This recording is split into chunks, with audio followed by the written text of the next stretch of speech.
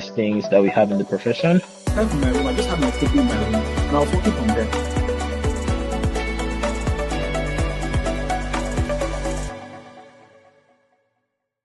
Already know that it's just a matter of time, and you've done all that you need to do to be successful with the bar finals and to join us on this side of the practice. So without further ado, we've titled today, to talk about networking and mentorship in the profession. And I know that this is something that we've heard over time. This is something that people have always been stressing. But what does it actually entail? I know that some of us may have there are different challenges for different categories of persons. For one, you might be an introvert and you feel, oh, I don't want to disturb anybody. So how do I get out through that? And then for some, you might have, actually gone out to talk to people and may not have gotten the best reaction that you want. So we're going to talk about that slide by slide. So let's go into it. So what's networking? Obviously, networking is all about building relationships. It's just like this slide says, it's not just about who you know, but who knows you. It's a two-way street where you give and you receive. So that's an actual big one. You want to tell somebody that this is what you have to offer. You think of it like a progress. In fact, I mean, many of us on this call, we may have mentees, even though we are not yet called, because we all are following someone and then there are people following us. So it's a thing of giving and receiving. We give to the students, just like what I'm doing now. I mean, I am really just a young lawyer as they introduced, but I'm being able to say, okay, with this experience I have, at least experience I have, how do we pull people who are still trying to battle with the unknown? And that's what networking really is. Sometimes we also network horizontally. It's not just about what you can get from the person or what you have to give to someone who is behind you. If you look at many of these people who are popular, who are famous, or who are successful, you see that they built that network from before they were anything. So it's very important to make sure that you're not going out there and dismissing your colleagues or dismissing your juniors because you only think that you're looking for who pull you up. And even for the person who is going to pull you up, the person has to see something, in you that they feel is worth their while, and then what they can also benefit from. So it's a give and take relationship. I should probably mention that, I'm just getting back from work. That's why I am still dressed up, so we don't look too uptight, the whole necktie thing. But that's that about defining networking. And it's important because it plays a big role in your career advancement. It helps you find jobs. It can help you get promoted and then connect with mentors who can guide you.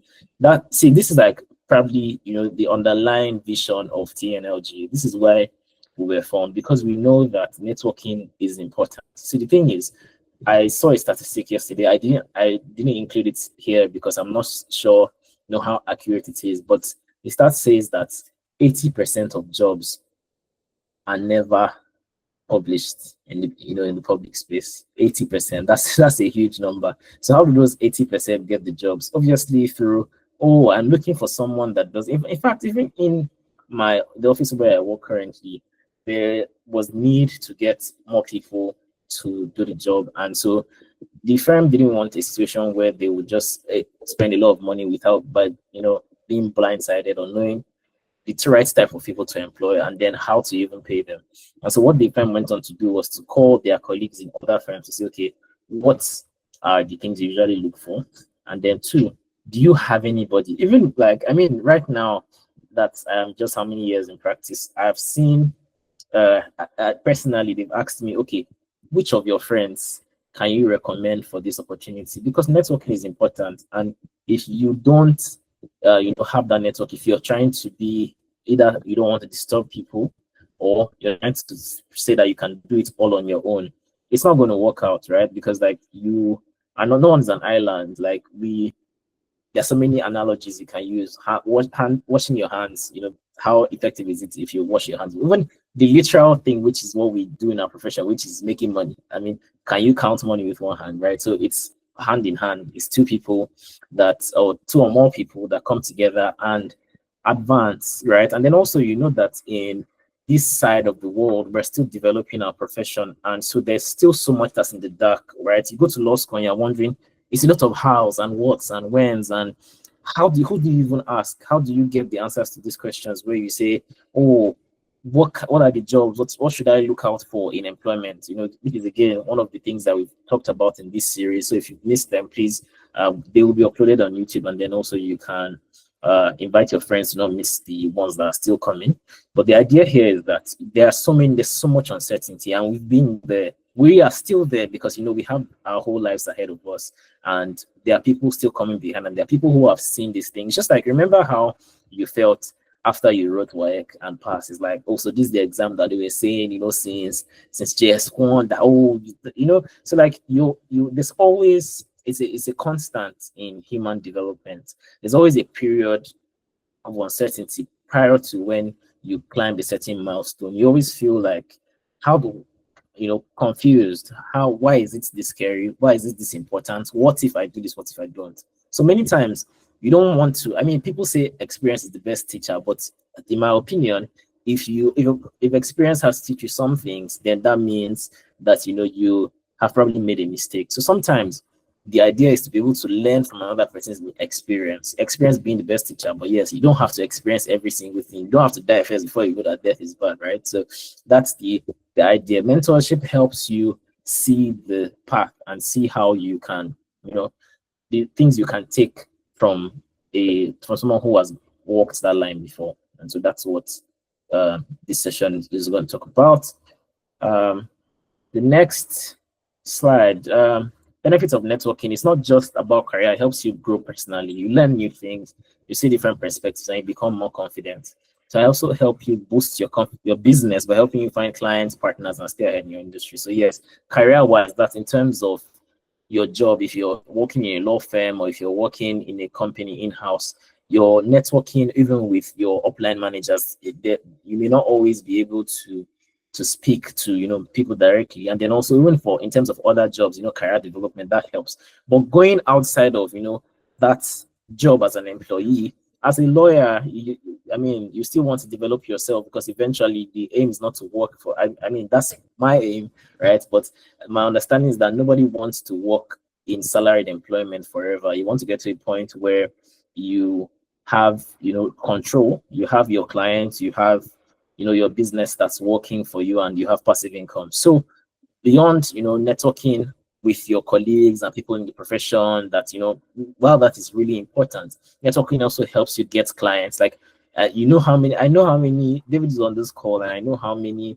opportunities that we have gotten individually and collectively just by knowing the right people. And many times it's not even someone who you think. And I know Blessing Adekoya mentioned in our session yesterday that you don't even know who. You might see the person as it may not be important now, but you don't know who he knows. You don't know what he or she is going to become, and then which opportunities may flow through there. So it's about getting the clients, getting partners, business partners. It's not every business that you can see. Like for instance, you're a lawyer. Imagine you want to go into agribusiness. How are you going to go to the farm every day to check?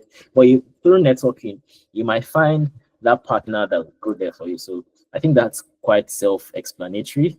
And then, so now let's talk about the myths in networking. So I already mentioned this earlier when I said that some people think networking is only for extroverts. So you might be introverted and feel like, oh, I really don't know that many people, I shouldn't talk to that many people, and that I'm not extroverted, that's why I can't network. It's not true. You have to just find the style that's comfortable for you. So one, you may not be able to go to, there are several ways you can network, right? So I'm going to come to that, shortly. But before we get there, off the top of my head, I know that we can think of one, social media, LinkedIn, Instagram, Snapchat, and I'm not even talking about just posting. And yes, Snapchat, because like I mentioned earlier, it's not just people within your circle. You might think that you will not find serious opportunities in WhatsApp or all of that because it's not LinkedIn, but anywhere you are, you could actually find the right connection. So you can, it's not just posting. That's one way, but you could also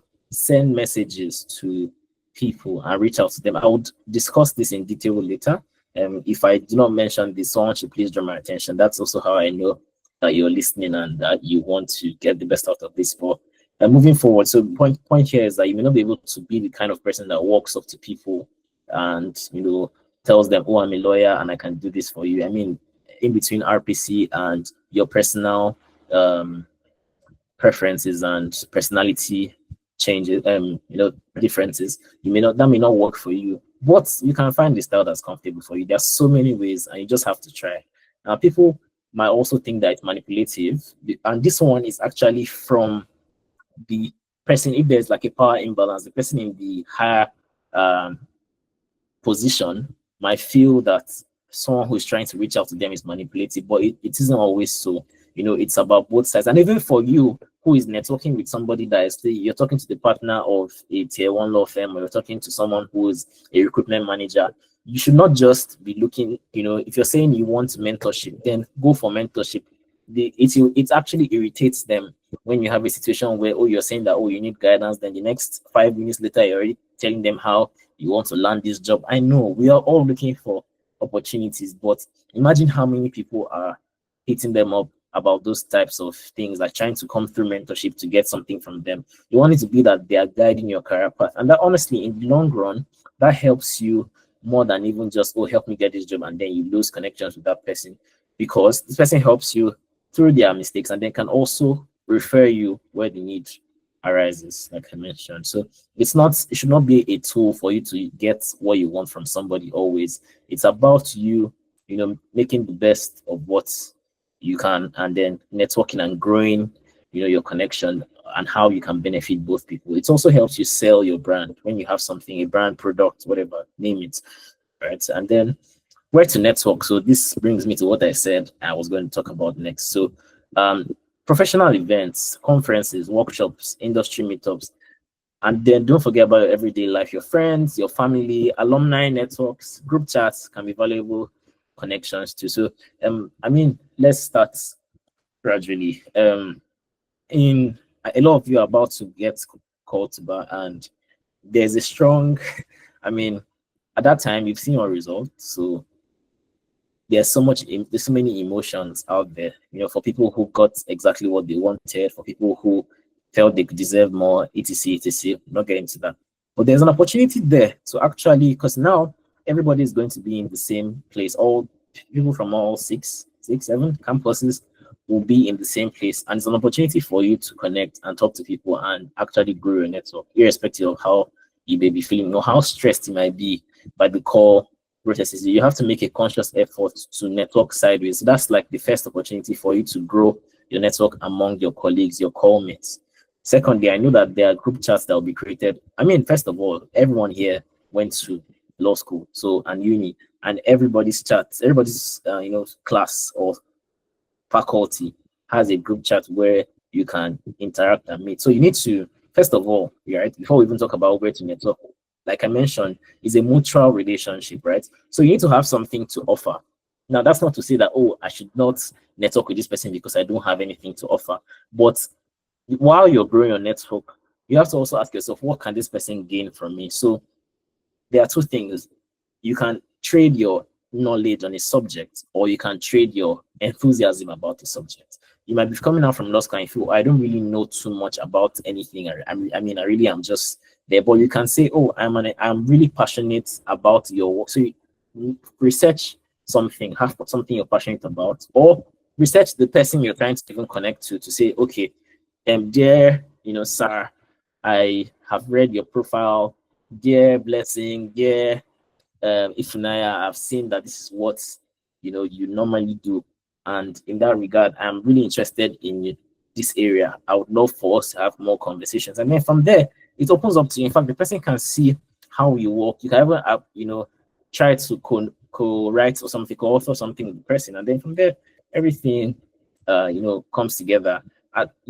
Because the person is seeing something in you, either your zeal, your passion, your enthusiasm, or really what's in the process of you conveying that zeal, the person may now see your brilliance, your intelligence about your subject, and you don't know, doors open for you. And then sideways as well, when you talk to non-lawyers, you really want, some people, depends on what you want to do. I know that not everyone wants to full-time practice law, but that business that you want to do is very, very, very much okay being that you're a lawyer, because you being a lawyer, you bring another dynamic, another level of professionalism, another level of insight into that business. And so you really want to put it out there that, I'm a lawyer. Like, don't hide, don't make it so I don't want it to become my identity. You really want to grow your network. You want people to bring money to you. And trust me, it may feel like there's a myth that, oh, there are so many lawyers. We are 200 million Nigerians, right? And in the history of Nigerian law school, only about 150,000 people have been called. So at the ratios, that's not even including people that have died, people that are not in active practice, people that have left the country. If we're going to look at what maybe, let's say, if we're being generous, 50,000 people that are practicing for 200 million Nigerians. I mean, there is a lot that's going on. You also have situations where some lawyers are already advising one side. You can't advise both parties on many transactions or court cases, obviously for conflict of interest. So you need to there's an opportunity for everyone. So don't feel like, oh, there's so many lawyers, I don't want to put myself out there as a lawyer. You need to actually grow your network. You need to go on Instagram, go on everything, wear your suit, wear your distinct posts. Always talk about issues that are happening, talk about legal issues. You can't just be hiding and every time you're posting memes and laughing. I know that, yeah, that's important and you can't kill yourself, right? Your law is not your whole life, but you want to remain in the forefront of people's minds that when they see this person post, if someone says, oh, do you know, they're thinking of Adura, they're thinking of Blessing, they're thinking of Nelson. That's what the idea is. You really want a situation where people are, you're in people's mind. They don't need to, and then also don't be looking at engagement. They don't need to like it. They've seen it and they know that you're a lawyer. That's the important thing. It's not about, oh, I only got 50 likes, I only got 10 likes, I only got 500 likes. Meanwhile, when I post, my lifestyle, I get 1,000. It's really about them knowing that you're available because it helps you, like I said, get better opportunities and then get interest. So this is not only for lawyers, it's also for your your church. Oh my god, I can't count the amount of valuable business connections I've gotten just from church. Just say, oh hi, after church, you don't need to run or whatever religious gathering that you're attending. You don't need to just step out. Try and use that opportunity to say, okay, my name is my name is Goodness, and I'm a lawyer. What do you do? And then you start saying what you have to offer the person, and then you can even give some insights. Most times you might look down on yourself, but to the person who you're listening to, right? Who is listening to you, they don't have the legal knowledge that you have, and that's alone is able to give you more opportunities. So that's that. I mentioned social media, real life interactions, and then also your friendship groups and family as well. And then so yeah, I mentioned this, how to network effectively. You want to have an elevator pitch, right? So that's, you should be able to explain what it is you do. You should be able to give within 30 seconds, you've already captured the person's attention and the person is interested. I mean, the person may not always be interested, but you're able to give a convincing speech, a convincing pitch within the short time that you have with the person. Business cards may not necessarily be applicable at this time, but the other things, be approachable, be genuine, make eye contact, just be there, let them feel you. And then obviously your dressing, your appearance is very important. You want the person to be confused, like whether, oh, is this person really a lawyer, is that their color is this, or they are not looking the part. Obviously I'm not saying you need to be wearing your wig and gown everywhere. I mean, that's already a breach of Rule 45 of the RPC. But you also want to make sure that your appearance, you don't look like, it's not so difficult for someone to believe that you're a lawyer. And that's a wide range because you can look very casual and still look serious, because at times people also want people that look dressed down, that they're comfortable with in sharing their ideas and they understand what it is that they're trying to achieve. And so you want to be approachable, you want to have something to offer, and then so it's by practice. You have to practice. Okay, ask yourself, if I'm talking to someone, what can I say that I do? And so you try, everybody has peculiar strengths and peculiar areas of interest, so you don't also want to limit yourself, especially if the person who you're talking to has a range of businesses. So you just want to show that you are able to support or you're able to grow while still having focus. So start for beginners, start small, attend events with a friend, focus on making a few quality connections instead of trying to meet everyone. Exactly. So start small.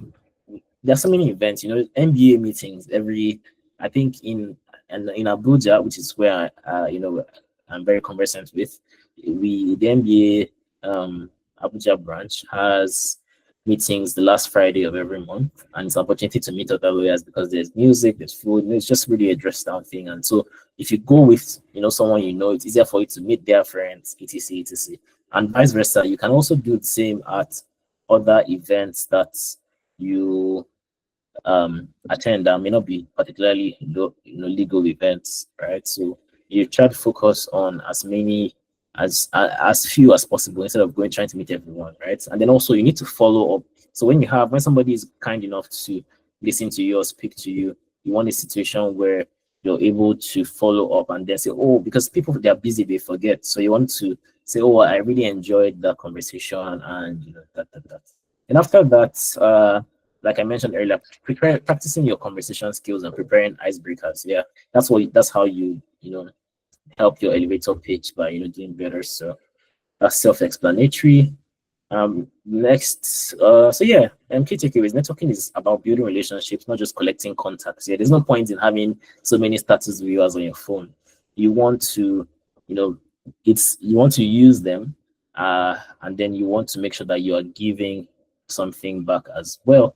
Just before we close out, I would say that you should also like take note of the fact that manner of approach is really important. So the social media is a leveler, right? So it gives you access to people that you may not have seen on a regular day. But that being said, we don't want to abuse it.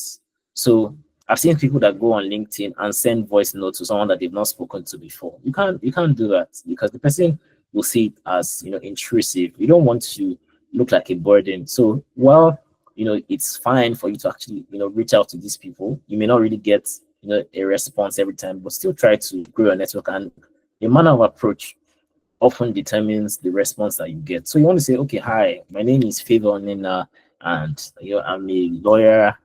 I just took the bar finals. I read your work on this, and I'm interested in discussing further. So that's how mentorship or networking would start. And then from there, when there's an opportunity, you are able to refer yourself. And then also one thing I've seen, I mean, Etaba is going to join the call shortly, I hope. But one thing I know is that other than legal events, you also want to have a social life. You want to go out more often. You can't stay indoors all the time, right? You want to meet people. You want to talk to people. So it's a balance. It may not be in your personality, but you just have to try to have the right approach, right? Have something to offer, research the person you're about to speak to, and then everything flows from there. Don't also try to look at it as an opportunity to get what it is you really want, but grow your network, and over time your name will be mentioned in rooms that you may not even be there, and that's the idea. So thank you. I would take, while we wait for our next speaker, I would take any questions that anyone has. So if you have a question, you can go ahead, and I think Dinchi will handle it from here while I try to check on our next speaker. Thank you. Thank you, Emmanuel. That was an insightful one. When we were presenting, at some point I was like, so why is this program streamlined to just lawyers? Because I think it's information that everyone should know across board. Honestly, I found it very useful, and I am not a lawyer. And side note, networking is exactly how I landed my current job. I like to call it networking. I don't want to say I stalked her, but yeah, I went through all her stuff, YouTube, everywhere. I'd already consumed all her content, and I got 30 minutes with her, and I knew exactly what she wanted to say. And anyway, I digress. So, do we have any questions for Emmanuel?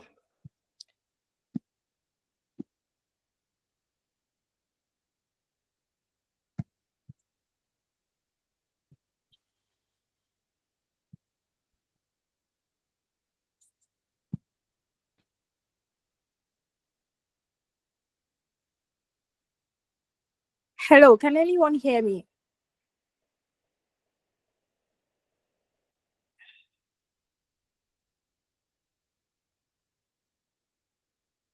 Oh, okay, you can hear me.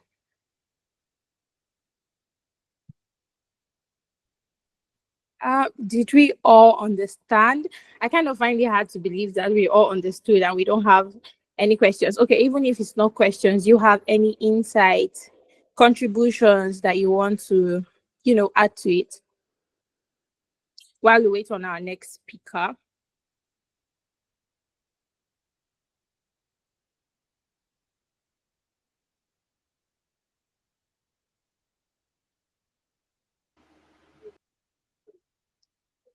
Okay.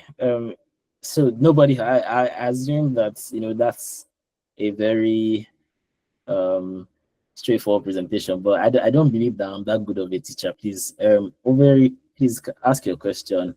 Nelson. Thank you. See, how do I know?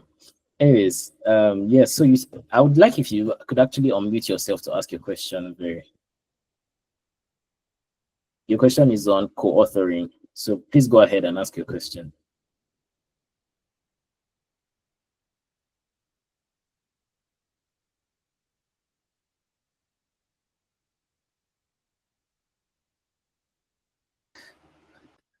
Okay.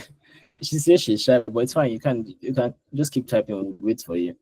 Any other person who has any questions on networking can go ahead and ask their question. This is a very important topic because it is something like in job hunting, like you just find that people who know people get the job. So I'm wondering that, except everybody here is connected, please add me to your network in that case because I don't get it.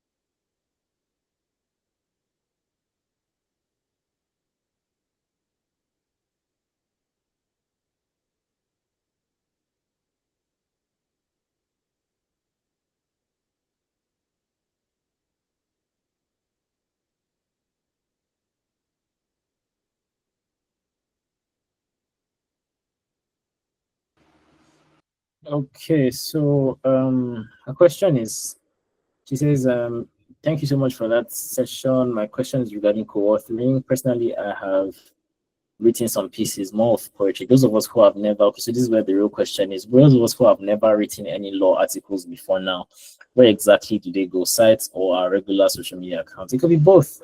So personally, I upload my articles to academia, ResearchGate, Medium, and then I still bring them to my Instagram and LinkedIn because the point is I want to demonstrate knowledge or at least enthusiasm on a certain topic. So the things that you need to just do research, right? So there's so many things to write about. Even in the course of your law school, I mean, I'm a little further from it now, but I remember that when I was in the law school, there were so many things I was reading that I didn't agree with, which is probably everyone's opinion, but you had to do because this is law school position. You don't want to argue with the lecturer. So you look at those things, you just take them down. You probably still remember them, right? For instance, I know that where I can't think of a very good example, but like in ethics, right? There's a thing where they say if you have an issue, like so if you have a dispute with a client, right, and you give them, like they're disputing the amount you charge them for your services, you can then bring an auditor to audit your bill and then give it to the court. But then I found it weird that it's the lawyer who is the one recommending the auditor. Shouldn't it be like an independent? So issues like that, you could talk about them. Even criminal law, like things like, for instance, no case submission versus what's the other thing? Resting your case. So it's a thing of like which approach should the litigator do? Should you try the no case submission first, and then if it doesn't work, you rest your case, or should you go ahead? Like there's just so many important principles that you can discuss and then see how that takes you. So you have to identify the problem, examine it, then suggest possible solutions. So if you now look at LinkedIn and see that, oh, this person is an experienced criminal lawyer or experienced transaction lawyer, you want to get to a place where you are now discussing that principle with that person, right? So you've said that, okay, um this is my opinion, and then can I get yours, right? And then you guys can do something together. Perhaps the person may not even co-author in every single time because they may have, like, employment constraints. But beyond that, they may be able to give you pointers, and from there you grow your network, right? So that works. And also, I mean, in the first session we had on Monday, someone talked about, no, that was not Monday. Sorry, that was our session with Makana, where we talked about that's you can see that on YouTube. We went on like a training for contract negotiation and drafting, where he mentioned someone who was writing so much that even before he left the law school, firms had been trying to employ him. Like, the person who was saying this is a senior associate in a tier 1 firm, saying that from his personal experience, he was trying to get his firm to employ this person because he was like, this guy is good. And not necessarily, it doesn't have to be perfect, right? Because you're at a level where people expect you to make mistakes, but it's the attitude that counts and the zeal that counts. So just try identify issues that are relevant. And then, I mean, I know that last year the whole money naira abuse thing, the Bobrisky case, was a hot topic that people could write on, even though you're not particularly in that criminal law space. But I mean, any lawyer can easily pick up the CBN Act and distill those provisions and give their opinion on them. So those things, and then especially when there are relevant issues, you want to talk about it when it's hot. You don't want it to be like now talking about naira abuse. No one's going to listen to you, right? So you want to strike a balance. The work has to be competent, yes, but at the same time, you want it to be relevant so that it's not just sleeping somewhere on the walls of Wikipedia, academia, ResearchGate. That's important, obviously, for your track record long term, but you also want to bring it to your social media where you have connections. Post it on WhatsApp, people will read it. Post it on your Instagram, anywhere you want to, but just have a record. And it's those things that you now have to offer someone who you speak with in an elevator pitch. I just got word from Etaba. He will not be able to join us tonight. Sends his apologies and says that he'll try to make up for it on Friday. So I will just give like a 5 tips for interviews just before we round off. Our time is almost spent. Thank you for everyone who has stayed to this point. So I say 5 tips, but I cannot promise you that it will be less than 5 or it wouldn't be more than 5. So about interviews, the first thing I want to let you know is that the interview didn't start when they sent you that email link to say, oh, your interview is scheduled for 5 p.m. on XX Day. Your interview started when you started preparing your CV, and Blessing Adekoya has extensively discussed that in the previous session.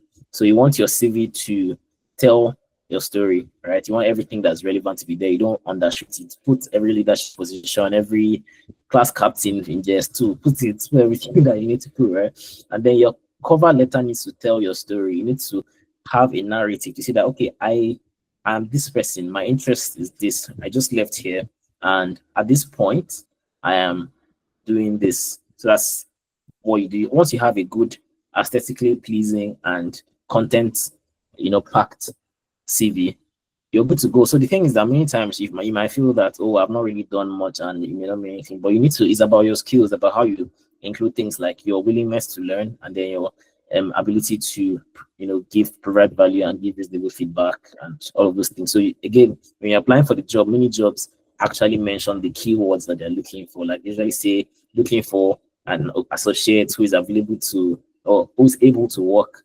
in groups or with minimal supervision. Like, just for all those things, and you can tweak it according to the job, right? So you want to have a base, and then depending on what you're applying for, you now adjust your CV to add the skills that match that. Then second thing I want to add is that when you are in an interview and they say, tell us about yourself is like an audition. They've given you free opportunity to say anything that you want to say before they start asking you questions, and you may not get that chance again. Like, you may only have the opportunity to answer questions that at which point you may not really have the best answers to. So before they ask you anything else, you want to say, my name is Cecilia Yahaya, and I am a graduate of this, and I do this, and I am the best candidate for this job because obviously by then you have done your research on what they're looking for. So, and then you say how the skills you have meets that description. So by that way, you've given them enough to work with, right? Obviously, you don't want to say too much and bore them, but you want to don't just say, "Oh, my name is this. My father has 2 children."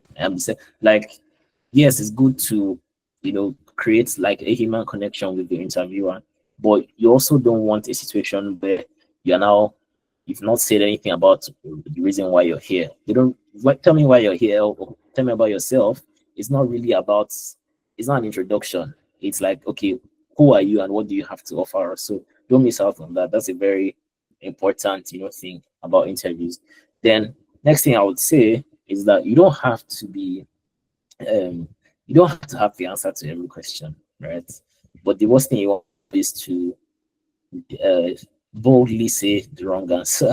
You don't want to just say something brash, but so you can say, okay, I may not really have directly experienced this area, but what I understand about this is this, and it's about how you're diplomatic, in answering those questions that you're asked and being steadfast, right? You want to show confidence. You don't want to look like you're, begging for the job. So it's and on that point, yes, you are in a position where you feel like you really need a job to kickstart your career. You want to start in the right place. You want to make sure that you're not joining the group of people that are complaining, oh, this. But at the same time, you need to know that you have everything to offer. They're not hiring you as a favor to you. They're hiring you because they want someone that provides value to them. It's a two-way street. And given that you want to the interview is both ways. They're not just interviewing you, you're interviewing them. So you want to ask questions like, what's my growth prospects? Like, what's the pathway that this firm has set? Is it a firm where I'm just an associate for 10 years until I become senior associate? Do you have programs that help? How do you measure success? And this one is a really big one because sometimes people measure success.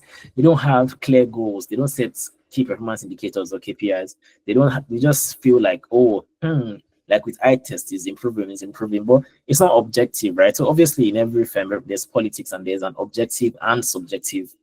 This is a subjective part, but some don't have objective standards. So you don't want a situation where your growth is assessed by how close you are to the boss or how much eye service you do. So you have to ask them a question to know whether they're a good fit for you. Do they measure their progress with key objective indicators? All right. Then also, I would say that you also should not take interviews personal, right? Many times it's not really about you. It's about the fact that what you're doing or your profile is not meeting the particular firm's requirements at that time. And that's perfectly okay. Many times too, what the firm is trying to do is not meeting what you want to do. So you don't have to take it personal. The worst thing you will now do is that, oh, you're not applying because you're scared of rejection. Please apply like crazy and apply again. Like, it's not it's not it's not a romantic relationship where you're scared of looking desperate, right? Because you're just coming out from law school, so you want an opportunity to do what you can. So do it. Don't really bother about the rejection. It happens. It's part of life, right? But you move on to the next thing, and as long as you're confident in the value that you're offering, and of course with a growing network, eventually you get there. And then I live with this the thing about jobs in our line of work, especially in Nigeria. Like I mentioned, I don't know, you guys set might be, especially with the backlog sets. My set was 5,000 graduates, which has been the average for like the past 4-5 sets. Perhaps your set might be 10,000. Now you only have how many firms? Let's say, being generous, 50 firms that can pay you the money that you really want to make in your first year. So realistically speaking, not everyone is going to be able to get into those firms, but that's not a downside in itself, right? That's not the end of the world. Your career is not just your first year, so you need to make sure that two things: you're in a place that allows you to grow, because what happens over time is that, it's about what you know, not how much you earned in your first year, because 2-3 years down the line, they are looking for someone who is good at maritime law. They find you. They're looking for someone who is good at criminal litigation, looking for someone who is a good energy lawyer, who is a good fintech lawyer, and they're looking at David or Akachuku or Judith. So that's the idea. So you want to make sure that in your foundational year or years, which is what obviously I am still doing, is that you grow enough knowledge. Money is good, but imagine you're just in a place where you're making money and you're not progressing. If you lose that job, you might find it difficult not to move into the next if you're not. So wherever you are, whether it's in-house, even in a paying firm, like you can't sleep. You have to make sure that you're developing yourself. You have to make sure that you're putting in the work to grow. And over time, your experience combined with, I kid you not, over time, professional experience will trump qualifications to a certain degree. Like, especially if you have someone who made first class from law school in 2010, and since then till now, he has not practiced law. He doesn't know how to, move emotion, or he doesn't know how to do the first thing in an agreement. No client is going to pick that person over somebody who has over time honed their experience, irrespective of the qualifications they made. So you want to make sure that you do your best. So just as a recap, first thing is have the perfect CV and cover letter. Try and get samples. Try and tweak it per job. Don't make it lazy. Say as much as you can, and then on saying as much as you can, do that at the first stage of the interview as well, where you have the opportunity to speak to the interviewer. And then I also mentioned that you ask questions. It's not only how much is the salary, although I would say that you could ask the salary as early as possible, so that you don't do 3 stages or 4 stages, find out that they want to pay you 20K, right? But still, the question shouldn't just be salary based. You want to ask how the job fits with where you're going. In fact, it even helps your case, because interviewers see you as someone who actually has the direction that they're going. And then finally, it's not personal, all right? So keep applying, keep trying, and at the same time, get as much knowledge as you can. I hope this session was, great. It's great for you all, and that brings me to the end of my presentation. Thank you, and that'll be it from me.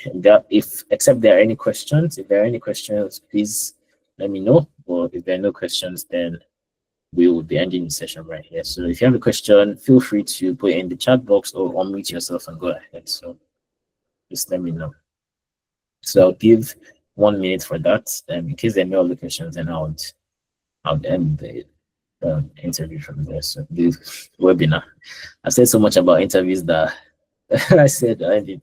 Thank you, Nelson. Thank you. Yeah. I'll take your questions now, if any.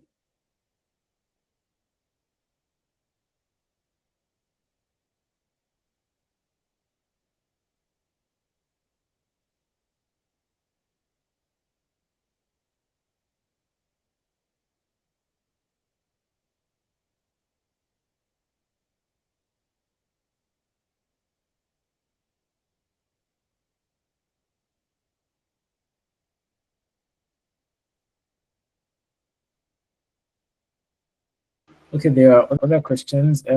For the thing I wanted to say, I actually already addressed it in the very next slide, which was, which is this. So,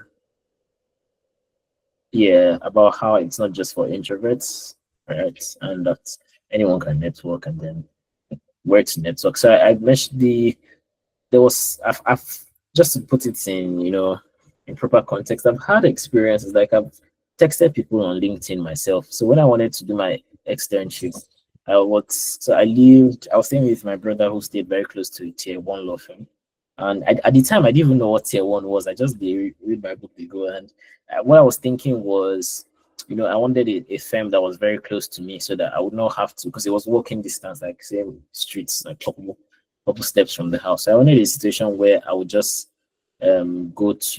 I'll read all night, then wake up like it's 8 o'clock, and by 9, or leave my house at 8:50, and by 9 I'm at work, right? So I texted someone, and she answered me. She even tried to facilitate it for me, but then it didn't work out, right? So she had said that, they're only taking, she found out from HR that and she was a partner, but it worked. Eventually, the firm I ended up at, long story short, but it was really good for me, because some of the assignments they gave me ended up coming out as questions in the bar final. So that for that proof that it's not really about that particular firm you're insisting on.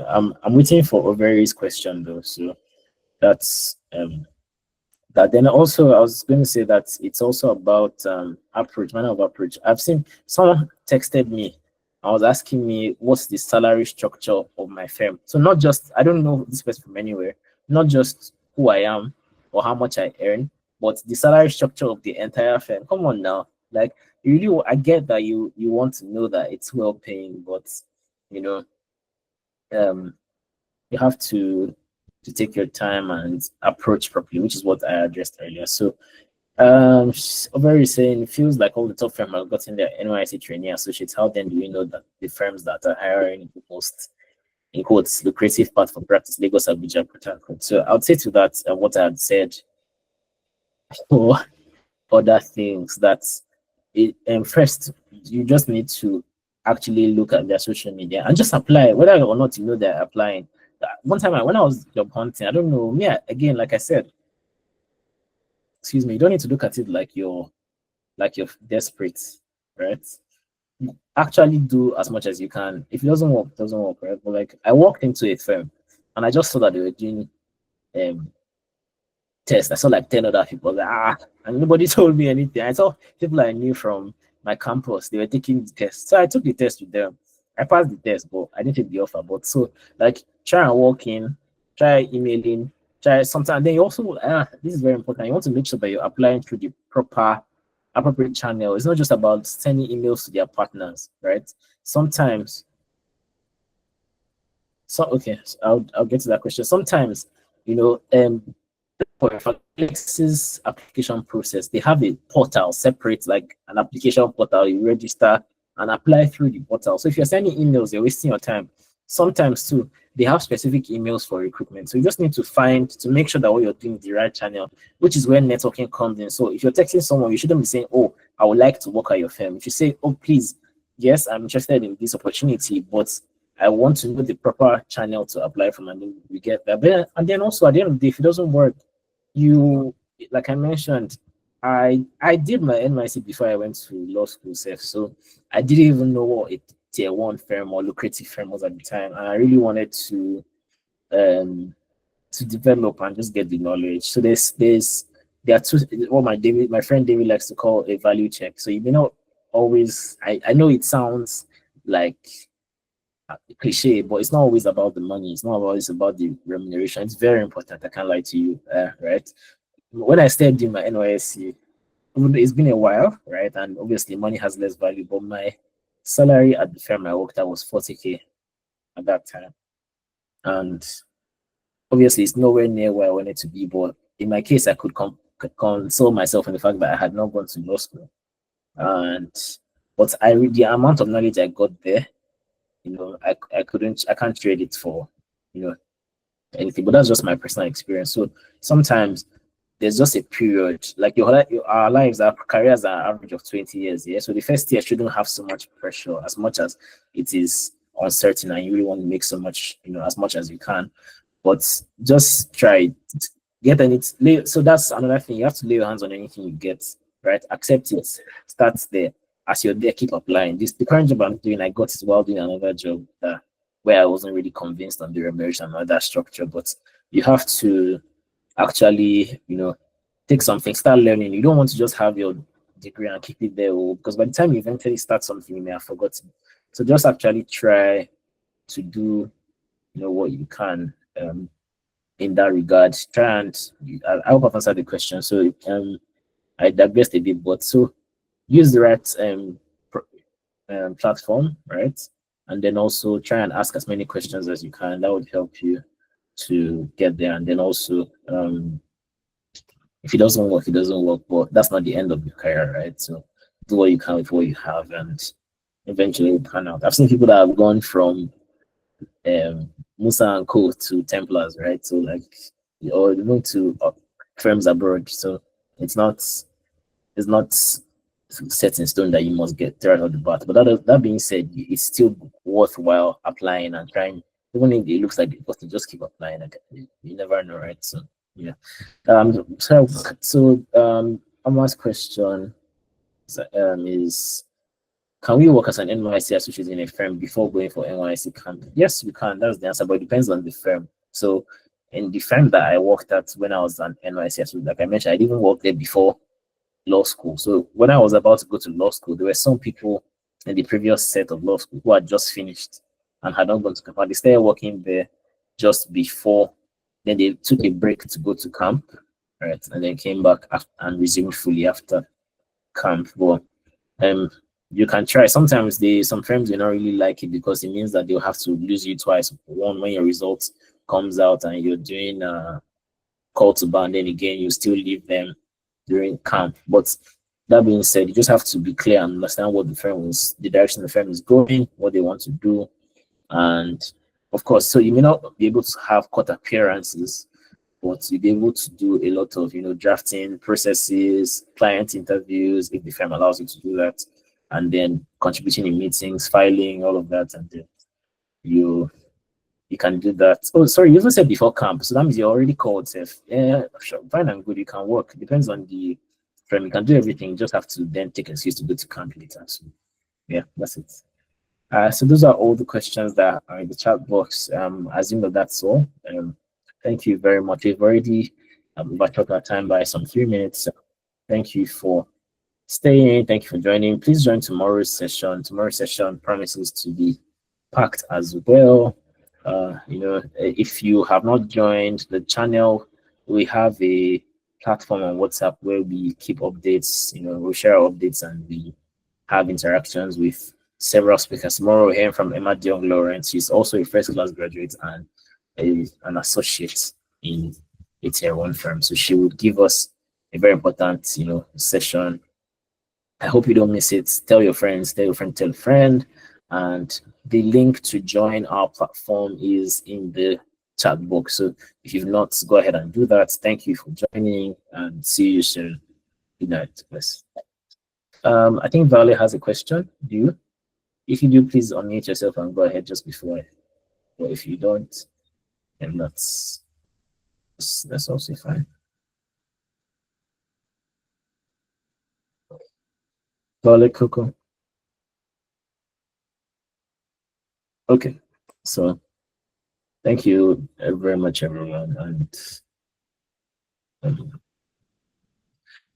okay, the link to the platform to be resent. Yeah, I would just someone please send that. And then also, I forgot to mention. Sorry, before we leave, the last thing I'd like to mention is that this program is also jointly, held by the Adorn Project. The Adorn Project is an initiative that helps you design and helps you stand out in your personal branding. Your personal branding is important to your networking and it's important to the opportunities that you get, both within the career and otherwise. So you can contact the Adorn Project. Just reach out to your campus reps. In your campus group chats, you'll find links for them to reach out to you. Right now, the initiative that's going on, the next part they're doing is designing your call to bar flyers at a very affordable rate. What they do is amazing. Their work is amazing. I personally was adorned, and that will, can someone pin the message? If you sent the link, please pin the. Okay, I just pinned. That's yeah. Thank you. So they're try to contact the Adorn Project to help with personal branding. They also help with law firm branding in case you want to start your law firm straight off the bat. And that will be it from me tonight. eLawyer platform is also one of our sponsors. We are grateful to you guys and we're grateful to the people who have joined. Thank you very much. Enjoy the rest of your evening and see you tomorrow, same time, 8 p.m. And thank you to our amazing hosts, Dinchi, who had lent her voice. I don't know if she has any closing remarks, didn't she? Thank you. I don't have any closing remarks. It's a shame that Eteh couldn't be with us today, but we just hope to hear from him sometime. Thank you, everyone.